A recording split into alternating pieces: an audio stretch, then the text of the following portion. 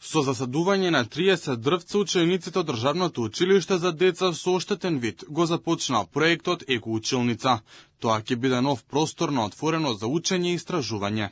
Учениците од Државното училиште Димитар Влахов преку новиот екопроект ќе имаат можност преку екоактивности да се запознаат повеќе со природата и нејзините убавини. Идејата за овој проект дошла од самите ученици и нивните наставници. Училницата ќе користат и за формалното образование, односно за часовите по биологија, по природни науки и така натаму.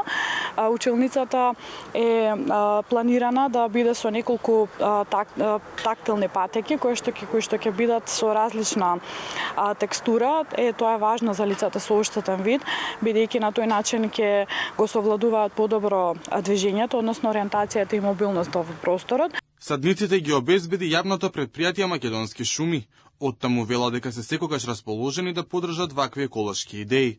Освен ова екоучилница или како и да ја наречеме, планираме овде да се направи една овошна градина, во која градина ќе се обидеме да донесеме буквално секаков вид овошки од кајси, сливи, праски, цреши, смокви, да не набројувам, се она кое што расте и може да опстане на нашето поднебје, ќе го има овде. Веќе од септември со почетокот на новата школска година ќе може да се изведува настава во природа и тоа во самиот училишен двор. Наставниците велат дека ова е особено важно за предметите како природни науки и биологија.